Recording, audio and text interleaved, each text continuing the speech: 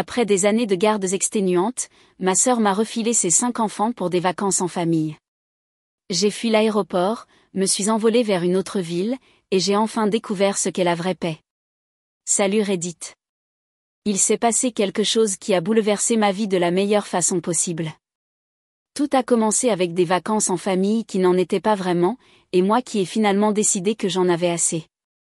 Je suis ambulancier, habitué au chaos et aux urgences, mais rien ne m'avait préparé à celui que ma propre famille pouvait créer. Disons qu'une seule décision à l'aéroport a tout changé. Je m'appelle Étienne, j'ai 27 ans, et je suis ambulancier au SAMU. Cela signifie que mon téléphone ne s'arrête jamais de sonner. Mon rythme de sommeil est inexistant. Et j'ai vu plus de chaos en une semaine que la plupart des gens en une vie. Si je ne me faufile pas dans la circulation pour secourir quelqu'un lors de son pire jour, je suis aux urgences couvert du sang d'un autre ou j'écoute un régulateur me hurler un autre numéro d'appel. Certains jours, j'ai l'impression de vivre entre deux sirènes. Je fais ce travail depuis des années maintenant. J'aime mon métier, ne vous méprenez pas, mais il vous dévore si vous ne fixez pas de limites. Je n'ai juste jamais appris à en fixer, principalement à cause de mon enfance. Mon père est parti quand j'avais 7 ans. Ma sœur, Camille, en avait 10. Je me souviens du jour où il se tenait près de la porte avec un sac de sport. Maman criait qu'il était égoïste et moi, je serrais un camion jouet comme si cela allait arranger quoi que ce soit. Après ça, il est parti. Pas d'appel, pas de lettre, juste le silence. Maman nous a dit qu'il ne se souciait pas de nous, qu'il était un lâche qui avait gâché sa vie. Elle s'asseyait à la table de la cuisine le soir et me disait « Ne sois jamais comme ton père, Étienne. Promets-le-moi. » Quand on entend ce genre de choses toutes les semaines pendant des années, ça s'ancre profondément. J'ai passé toute ma vie à essayer d'être son contraire, responsable, fiable, ne jamais fuir, ne jamais dire non. Et honnêtement, c'est devenu une sorte de prison en soi. Maman nous a élevés seuls, mais elle s'est assurée que je le sache. Chacune de mes réussites s'accompagnait d'un rappel de son sacrifice. Chaque erreur était la preuve que je glissais dans son schéma. Pendant ce temps, Camille ne pouvait rien faire de mal. C'était l'enfant chéri. Bruyante, gâtée, pleine d'assurance, et toujours en proie à de nouveaux problèmes.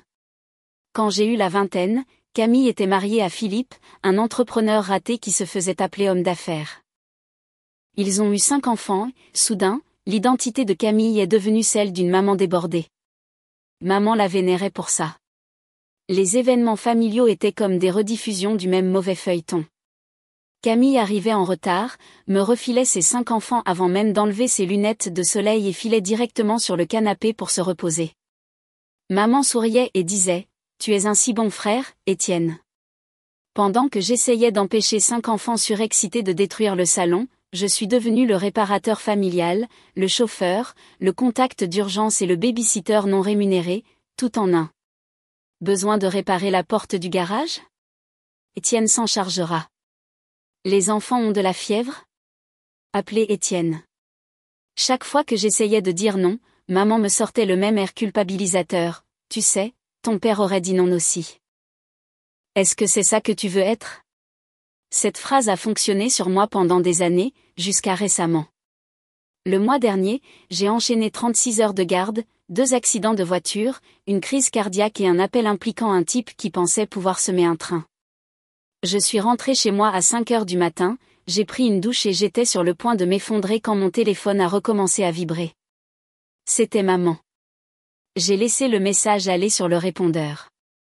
Puis ça a vibré encore et encore. Au 5e appel, j'ai décroché. Étienne, a-t-elle dit comme si elle avait retenu sa respiration pendant 5 ans. J'ai une bonne nouvelle. Nous partons tous en vacances en famille. À Cancun. Une semaine entière. J'ai déjà tout payé. J'ai cligné des yeux. Quoi? Les vols, l'hôtel, la nourriture, tout. Philippe et Camille amènent les enfants. Ce sera parfait. Tu as besoin de repos, et je n'accepterai pas de non. Voilà. Le piège déguisé en gentillesse.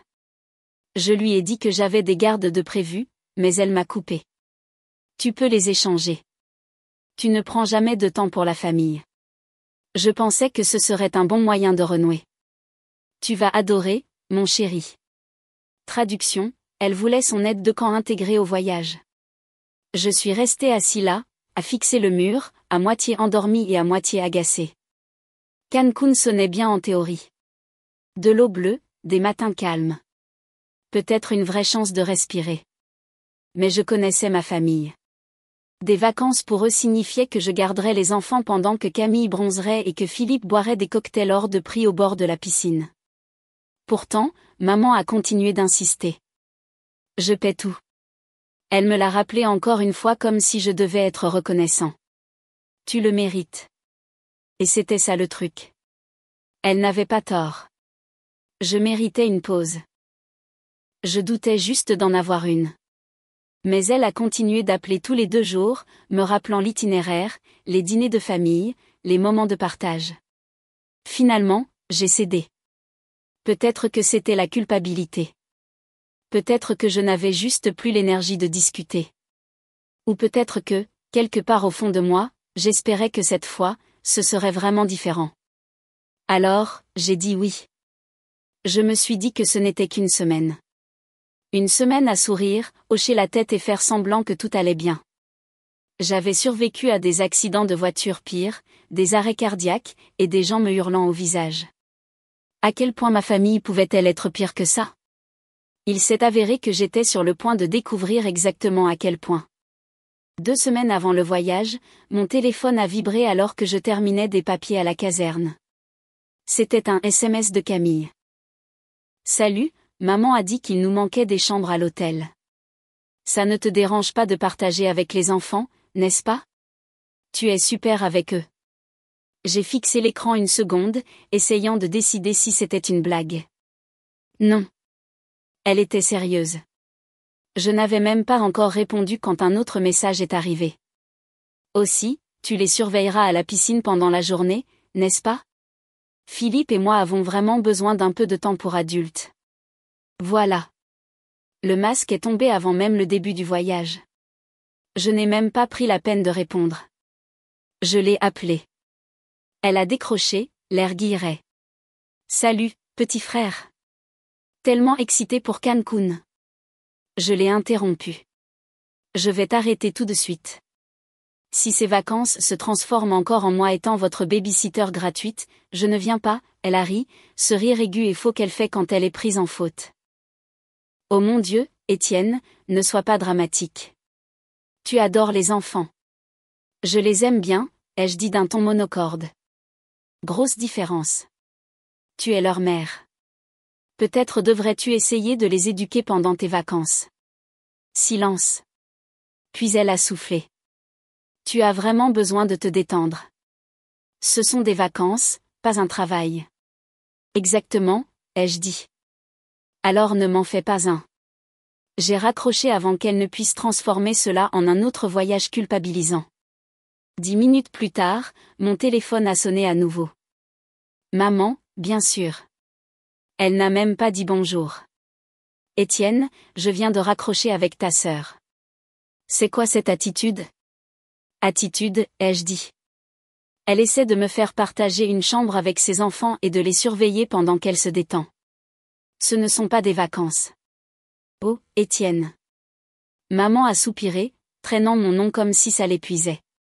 Tu supposes toujours le pire. Ce voyage est pour la connexion familiale, pas pour les conflits. Ne le gâche pas avant qu'il ne commence. Et dis à Camille d'arrêter de planifier mon emploi du temps. Ta sœur est sous beaucoup de pression, a dit maman. Elle court partout sans arrêt. Tu n'as aucune idée de ce que c'est avec 5 enfants. Oui, ai-je dit. Tu as raison. Je n'en ai pas parce que je n'ai pas eu 5 enfants. Elle, oui. Ça n'a pas été bien reçu. Elle a commencé son discours habituel sur le fait d'être la personne la plus raisonnable et de ne pas agir comme mon père. Je n'ai pas dit un mot de plus.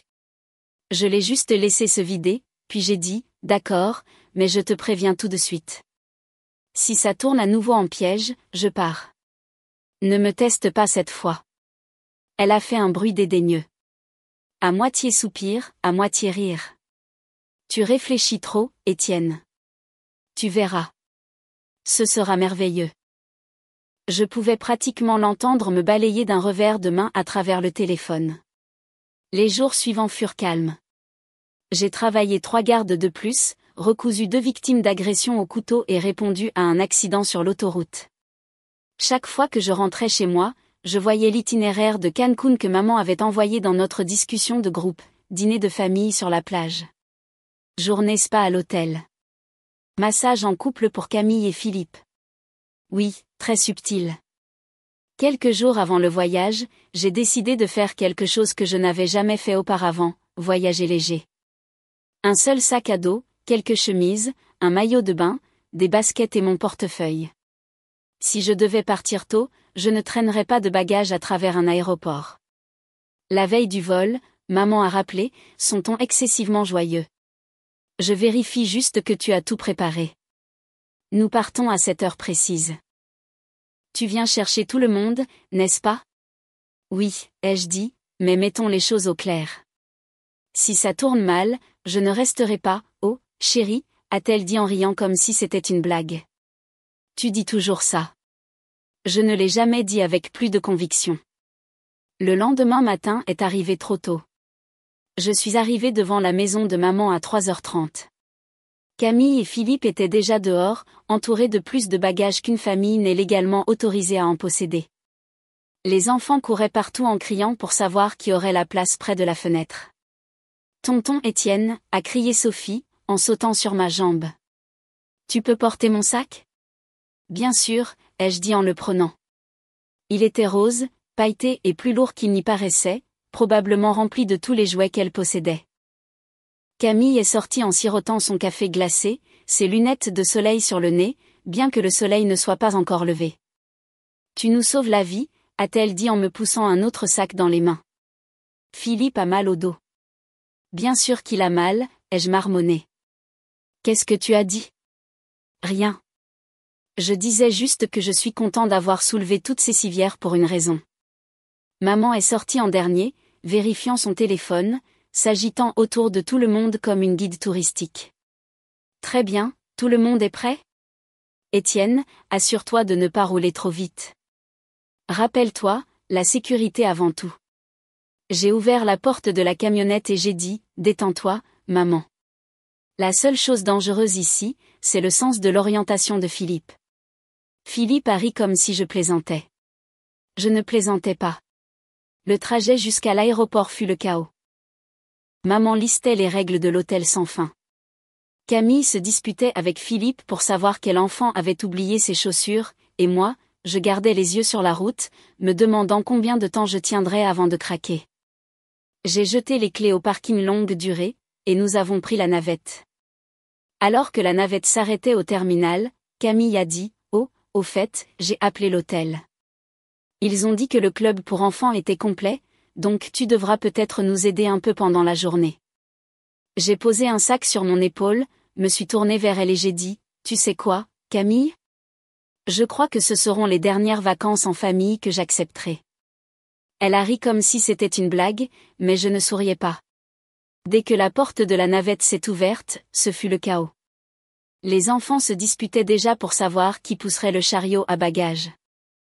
Philippe se disputait avec maman à propos des frais de parking. Camille était trop occupée à prendre des selfies devant le terminal comme si elle montait à bord d'un jet privé. À l'intérieur, c'est devenu encore pire. Les enfants couraient en avant, se faufilant entre les gens comme de petits missiles. Maman a crié, « Étienne, garde un œil sur eux », tout en essayant d'imprimer des cartes d'embarquement qu'elle ne comprenait pas. Camille est restée là, ses lunettes de soleil sur le nez, donnant des ordres vagues à personne. « Étienne, tu peux prendre ça ?» Elle m'a poussé un sac allongé sur la poitrine sans regarder. Il y a les goûters de Noah et la couverture de Sophie. Ne la perds pas, je l'ai juste regardé une seconde. Tu sais ce qui est dingue? Je ne travaille pas ici, mais tu ne le saurais jamais. Elle a cligné des yeux, sans même capter le sarcasme. Tu es doué pour ces choses. Cette phrase, tu es doué pour ces choses, était sa façon préférée de dire, tu le feras parce que tu le fais toujours. Nous avons finalement passé le contrôle de sécurité, ce qui m'a semblé être une zone de guerre. Je me suis penchée pour lasser ma chaussure, et un des enfants a crié qu'il avait faim. Camille n'a même pas levé les yeux de son téléphone. Étienne, tu peux leur prendre quelque chose? Bien sûr, ai-je dit. Pendant que j'y suis, tu veux que je pilote l'avion aussi? Elle a ri de nouveau, sans comprendre. Tu es tellement ringard. Non, j'en avais juste marre. Camille s'est tournée vers moi au milieu d'une phrase sur les sièges et a dit, assez fort pour que la moitié de la porte l'entende, les enfants sont tous à toi pendant le vol. Ce n'était même pas une question, juste un ordre enveloppé de droit. C'en était trop. Le déclic s'est fait. Toutes les fois où j'avais dit oui alors que je voulais dire non, chaque culpabilisation, chaque « ne sois pas comme ton père », chaque faveur impayée. Tout a convergé en une seconde. J'ai souri. Un vrai sourire cette fois. Calme, posé. Bien sûr, ai-je dit. Camille a hoché la tête, soulagée. Je savais que je pouvais compter sur toi. Pendant qu'elle se tournait pour dire à Philippe quelque chose à propos des surclassements en première classe, je me suis levée lentement, j'ai pris mon sac à dos et je me suis dirigée vers les toilettes. Mon cœur ne battait pas la chamade. Mes mains ne tremblaient pas. Je me sentais juste vidée.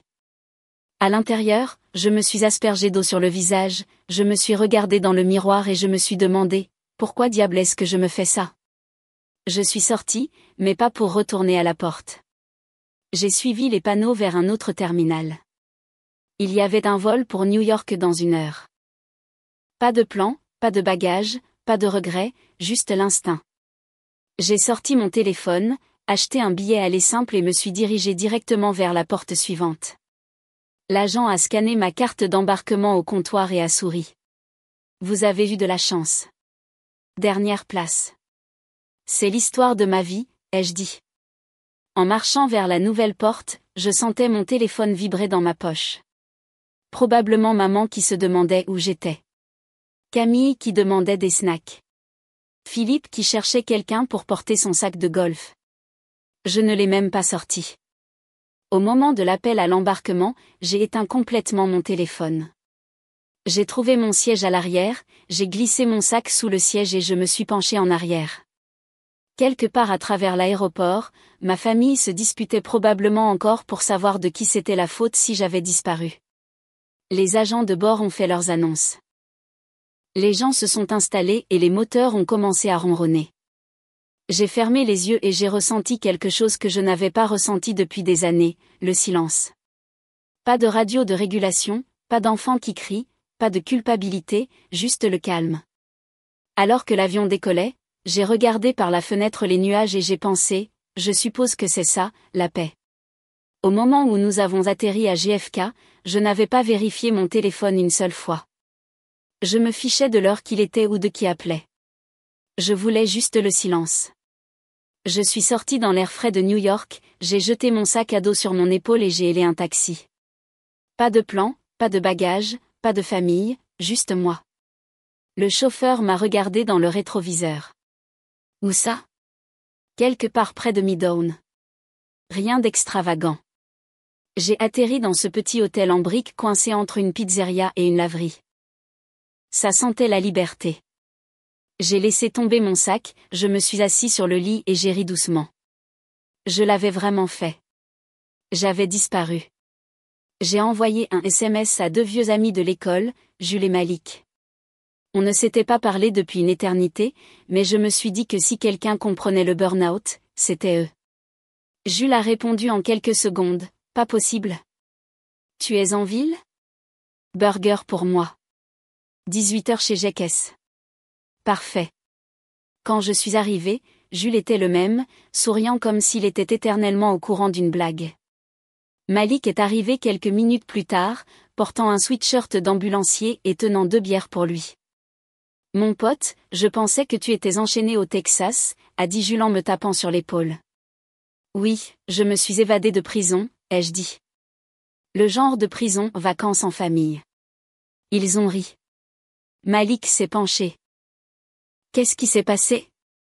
Alors, je leur ai parlé de ma mère, de Camille, des sacs à couches, du chaos, de la culpabilité constante. Je n'étais même pas à mi-chemin que Malik a craché sa boisson en riant. Mon pote, elle t'a demandé de partager une chambre avec les enfants? Oui, ai-je dit. Et de les garder pour qu'elles puissent avoir du temps pour adultes.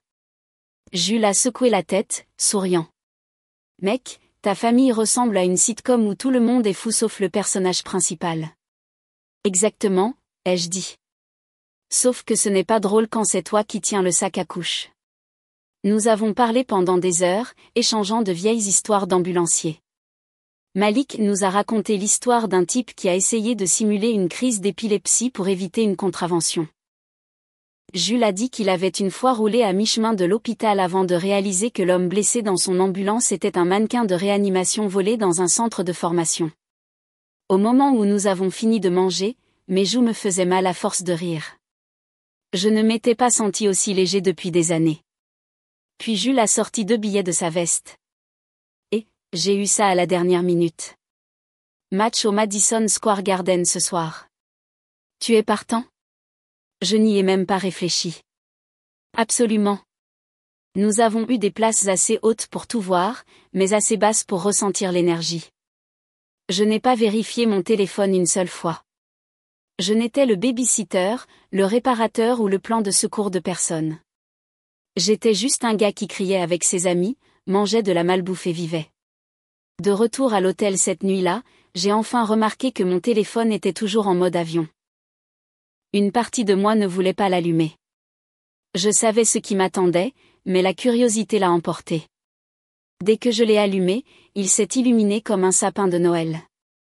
43 appels manqués, environ 80 SMS, 3 messages vocaux. Le premier message venait de maman. Étienne, comment as-tu pu faire ça?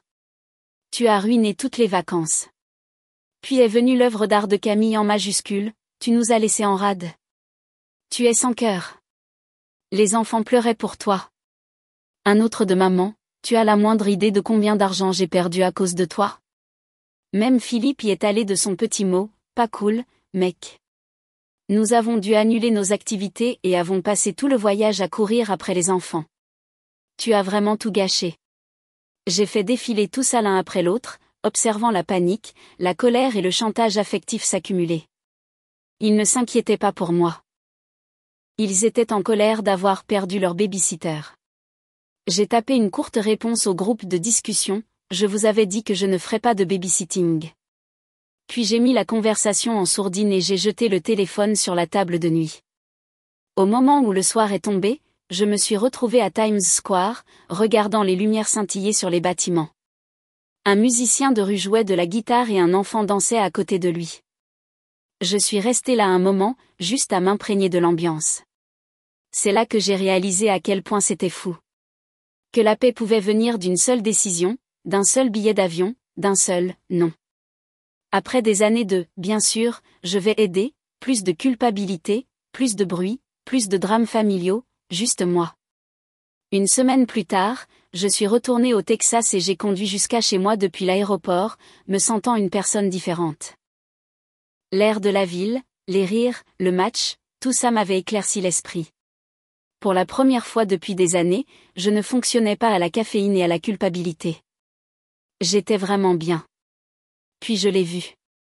Ma mère était assise sur mon perron comme si elle m'y attendait depuis des heures, les bras croisés, la mâchoire serrée, ses lunettes de soleil posées sur sa tête, même s'il faisait nuageux. Sa voiture était garée à moitié sur ma pelouse, à moitié sur le trottoir. J'ai garé le camion, je suis sortie et je n'ai pas dit un mot. Elle s'est levée, me désignant du doigt avant même que j'atteigne les marches. As-tu la moindre idée de ce que tu as fait? J'ai soupiré, laissé tomber mon sac près de la porte. Salut, maman. Je vais bien. Merci de demander. Ne commence pas avec cette attitude, Étienne, a-t-elle claqué. Tu as humilié cette famille. As-tu la moindre idée de l'embarras que c'était pour ta sœur d'expliquer ce que tu as fait? Les gens à l'aéroport nous regardaient. Peut-être qu'ils étaient impressionnés que vous ayez enfin à éduquer vos propres petits-enfants, ai-je dit en déverrouillant ma porte d'entrée. Elle a halté comme si je venais de jurer à l'église. Tu as gâché un voyage en famille parfaitement planifié. J'ai tout payé et tu es juste parti. Oui, tu as gaspillé mon argent, a-t-elle crié en s'approchant. Sais-tu combien ont coûté ces vacances? Des milliers. Tu me dois le montant total. Je me suis retournée lentement, d'un calme mortel. Tu n'auras pas un centime de ma part. Ses yeux se sont écarquillés. Excuse-moi? Tu m'as bien entendu, ai-je dit. Tu as dépensé cet argent par choix. Tu ne m'as pas demandé avant de réserver. Et je n'ai pas ruiné tes vacances. Tu as ruiné les tiennes en t'attendant à ce que je joue à nouveau la baby-sitter. Elle a croisé les bras plus étroitement, sa voix s'élevant. Je l'ai fait pour toi, pour la famille. Pour une fois, je voulais que tout le monde soit ensemble. Ensemble, ai-je dit. Tu veux dire ensemble pendant que je fais le travail? Ce n'est pas une famille, maman. C'est du travail gratuit. Avant qu'elle ne puisse répondre, j'ai entendu des pneus crisser sur le gravier.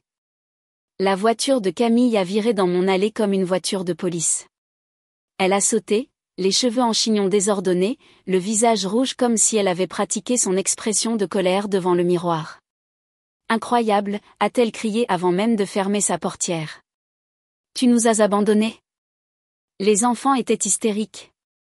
As-tu la moindre idée du stress que ça a été pour moi? J'ai levé un sourcil. Ça ressemble à de la parentalité. Un de mes enfants a disparu pendant 10 minutes. A-t-elle crié en agitant les mains. 10 minutes? Comprends-tu à quel point c'était traumatisant? Je n'ai pas bronché. C'est un problème de compétence. Ne devrais-tu pas surveiller tes propres enfants? Silence. L'expression sur son visage était inestimable, comme si elle venait de réaliser que son logiciel habituel de culpabilisation ne fonctionnait pas sur cette version de moi. Camille a bégayé, Tu es sans cœur. Non, ai-je dit. Je ne suis juste plus ton paillasson. Maman a sauté dans la conversation. Des larmes sont soudainement apparues. Étienne, écoute-toi. Tu es devenu froid. Tu n'es plus le même garçon que j'ai élevé. Tant mieux, ai-je dit. Parce que le garçon que tu as élevé n'avait pas de colonne vertébrale. Ça a fait mouche.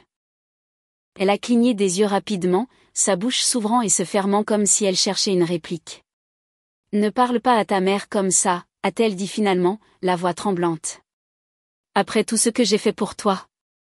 Tu veux dire après tout ce que tu as contrôlé, ai-je dit.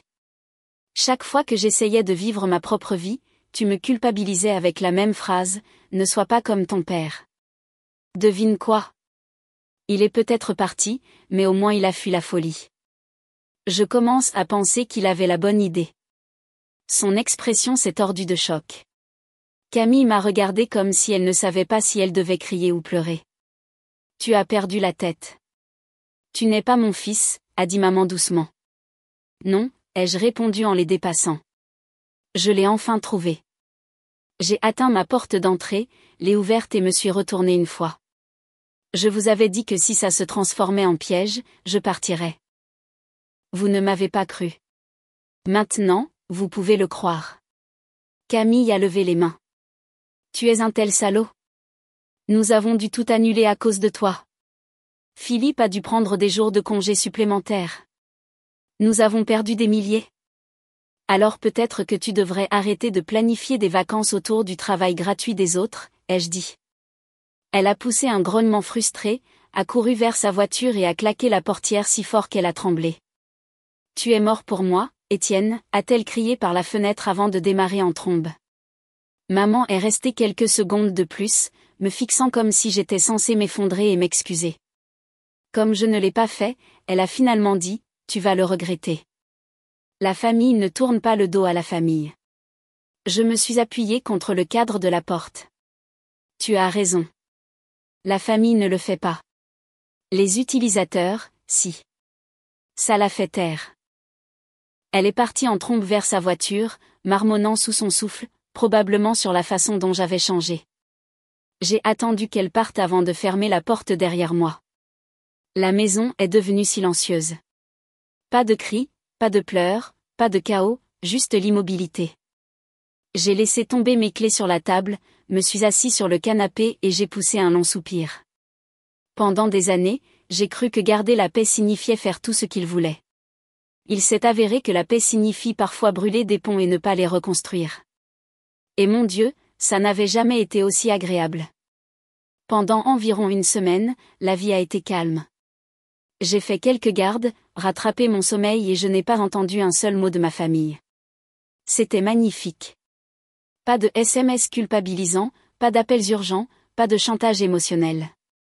Je pensais que peut-être, juste peut-être, ils avaient enfin compris le message.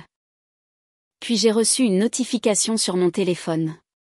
Un ami du lycée m'a envoyé une capture d'écran avec le message « Mon pote, c'est ta sœur ?» Oh, oui, c'était elle. Camille était en mode crise de nerfs sur les réseaux sociaux.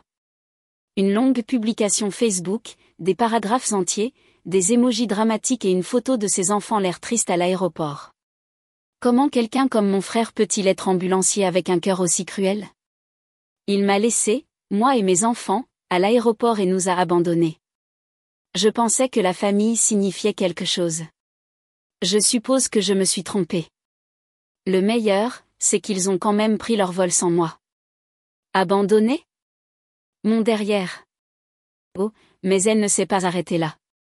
Elle a posté ça dans le groupe Facebook du quartier, le forum des mamans locales, et même la page communautaire d'achat-vente échange bizarre pour une raison quelconque. Il est censé sauver des vies pour gagner sa vie, mais il ne pouvait même pas être là pour sa propre famille. Quel genre de personne abandonne 5 enfants en pleurs ? Les commentaires ont commencé à affluer rapidement, et pas du genre qu'elle attendait. Attendez, pourquoi un ambulancier gardait vos enfants ? Attendez. Vous avez laissé vos enfants à l'aéroport ? Ça ressemble à un problème pour vous, pas pour vos frères, madame. Vous êtes en colère que votre frère adulte n'ait pas voulu être votre nounou.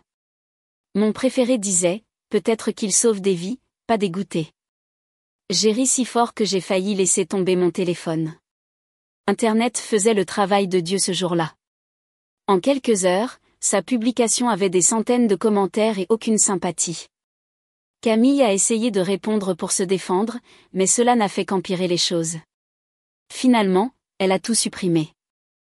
Pas d'excuses, pas de responsabilité, juste, pouf, disparu. Un mouvement classique de Camille. 2 semaines plus tard, j'ai reçu le SMS que j'attendais de ma mère, nous dînons vendredi soir. Tout le monde sera là. Il est temps de régler ce problème. Régler ce problème, dans le langage de ma mère, signifiait que tout le monde dirait à Étienne qu'il a tort jusqu'à ce qu'il s'excuse.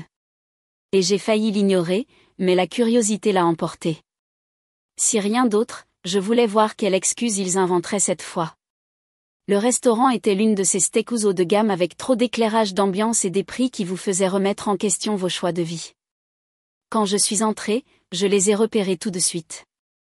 Maman, assise avec raideur en bout de table, Camille et Philippe d'un côté, et la mère de mon père, grand-mère Ruth, de l'autre. Ça m'a surpris. Grand-mère Ruth avait toujours été un terrain neutre, gentille, calme et difficile à cerner. Maman a dit qu'elle l'avait invitée comme témoin neutre, quoi que cela signifie, ce qui m'a déjà indiqué comment ce dîner allait se dérouler. Je me suis approchée et maman m'a adressé ce sourire forcé que les gens utilisent quand ils font semblant de ne pas être furieux. Étienne, a-t-elle dit, comme si mon nom avait un goût amer. Contente que tu aies pu venir. Camille n'a même pas levé les yeux. Philippe a fait un signe de tête peu enthousiaste. Je me suis assis et j'ai attendu. Camille a craqué la première. Tu nous dois des excuses, a-t-elle dit d'un ton neutre. Tu as humilié cette famille. Tu m'as fait passer pour une idiote devant tout le monde. Tu as ruiné notre image. Votre image, ai-je dit avec un sourire en coin. Je suis presque sûre que tu t'en es chargée toute seule quand tu as transformé Facebook en ton journal intime. Son visage est devenu rouge. Ce n'est pas la question. Tu as embarrassé maman. Tu m'as embarrassé et tu nous as coûté des milliers. Je me suis penchée en arrière sur ma chaise. Ce qui est drôle, c'est que pendant que tu perdais la tête, moi, j'étais en vacances, de vraies vacances. Les premières de ma vie, en fait. Pas d'enfants qui pleurent, pas de voyage culpabilisant, pas de fausses excuses. Juste la paix. Maman a inspiré brusquement comme si elle ne pouvait pas croire que je l'avais dit à voix haute. Tu as changé, a-t-elle dit en secouant la tête. Tu agis comme ton père. J'ai souri. Si me défendre signifie ça, alors peut-être qu'il tenait quelque chose. Ça l'a fait craquer. N'ose pas défendre cet homme. Il nous a abandonnés. Il m'a abandonné. Ou peut-être que tu l'as fait fuir, ai-je dit calmement. Tout comme tu as essayé de faire avec moi. La table est devenue complètement silencieuse. Même le serveur s'est figé à mi-chemin de notre table avant de décider qu'il ne voulait rien savoir de cette énergie. Puis grand-mère Ruth a parlé pour la première fois de la soirée. Ça suffit. Sa voix était calme mais perçante. Tout le monde s'est tourné vers elle. Marguerite, a-t-elle dit en regardant directement ma mère. Tu as blâmé tout le monde pour tes problèmes pendant 20 ans. Tu l'as fait à mon fils et maintenant tu le fais à mon petit-fils. Je ne resterai pas assise ici à te laisser le démolir, lui aussi. La mâchoire de maman s'est décrochée. Tu prends son parti? Ruth a hoché la tête une fois. Je prends le parti de la seule personne à cette table qui dit la vérité. Camille a murmuré quelque chose à Philippe. Probablement sur le fait que c'était incroyable. Maman s'est levée brusquement, le visage rouge. Alors, tu es bien devenu comme lui après tout? A-t-elle craché, la voix tremblante. Ingrat. Froid, tout comme ton père. Elle a attrapé son sac à main et est sortie en trombe, marmonnant pour elle-même en partant. Pendant quelques secondes, personne n'a rien dit. Le cliquetis des couverts et le doux jazz des haut-parleurs ont rempli l'espace. Grand-mère Ruth m'a regardé et a souri doucement. Elle se calmera finalement. Elle le fait toujours. Camille a levé les yeux au ciel. Oui, peu importe. Vous pouvez jouer les victimes ensemble. Elle s'est levée, a tiré sur la manche de Philippe et est sortie aussi. Je suis resté assis, fixant mon assiette. J'aurais dû être en colère, mais je ne l'étais pas. J'en avais fini. Ruth s'est légèrement penchée, baissant la voix. Étienne, a-t-elle dit, ton père essaie de te joindre. J'ai figé. Quoi? Elle a hoché la tête. Il m'a appelé il y a quelques semaines. Il a dit qu'il ne savait pas comment te contacter. Il veut te voir. Je ne savais pas quoi dire. Mon esprit est devenu vide. Pendant des années, je l'avais dépeint comme le méchant. Le fantôme qui était parti et n'avait jamais regardé en arrière. Ruth a posé une main sur la mienne. Ce n'est pas l'homme que ta mère t'a fait croire qu'il était. Il a fait des erreurs, oui, mais il ne vous a pas abandonné comme tu le penses. Je suis resté assis là, fixant la nappe, essayant de digérer l'information. Après le dîner, Ruth m'a donné son numéro, griffonné sur une serviette. Réfléchis-y, a-t-elle dit avant de partir. Je suis sorti seul sur le parking, l'air frais et calme de la nuit. Je me suis assis dans mon camion, fixant cette serviette sur le siège passager. Mon estomac s'est noué. Pour la première fois depuis des années, je n'étais pas en colère. J'étais juste curieux. Peut-être que la vérité n'était pas ce qu'on m'avait raconté tout ce temps. J'ai tourné la clé dans le contact, les phares se sont allumés, et je suis resté assis là un moment, laissant tout s'infuser. La voix de ma mère, le drame de ma sœur, les mots de ma grand-mère, tout cela se brouillait. Je ne savais pas ce qui allait se passer ensuite, mais pour la première fois, je voulais le savoir. Quelques semaines se sont écoulées avant que je n'aie le courage d'appeler le numéro que grand-mère Ruth m'avait donné. Je le composais à moitié, puis je raccrochais. Une partie de moi entendait encore la voix de maman dans ma tête, il nous a laissés. Il s'en fichait. Ne sois jamais comme lui. Mais l'autre partie de moi, celle qui avait enfin cessé de croire tout ce qu'elle disait, voulait des réponses. Un dimanche matin tranquille, je l'ai juste fait. J'ai appelé.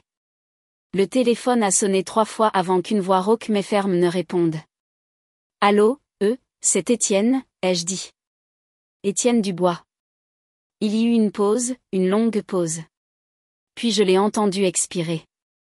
Étienne. Nous n'avons pas parlé longtemps, juste assez pour convenir d'un lieu. Un petit café en dehors de la ville, à mi-chemin entre nous. Un terrain neutre. Il a proposé de venir vers moi, mais je lui ai dit que je conduirais. Peut-être avais-je besoin de ce temps seul avant de le voir. Quand je suis arrivé sur le parking ce vendredi après-midi, j'avais l'estomac noué. Je l'ai repéré avant qu'il ne me voie, assis près de la fenêtre avec une tasse de café dans les mains, plus âgé que dans mes souvenirs, des cheveux gris aux tempes. Les mêmes yeux fatigués que je voyais dans le miroir chaque matin après une longue garde.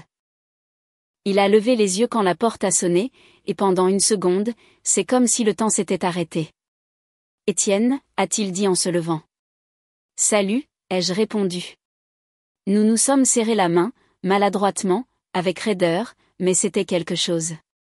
Il a désigné la chaise.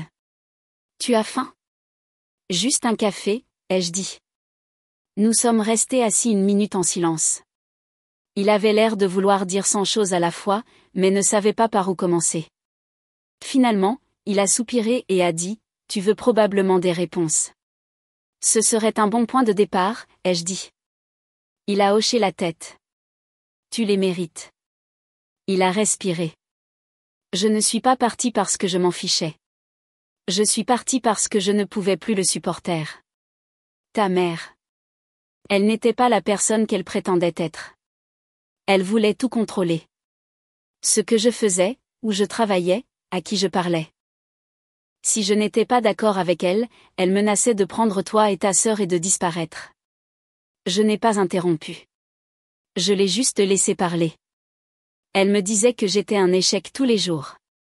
Que je n'étais pas assez bien pour vous, les enfants.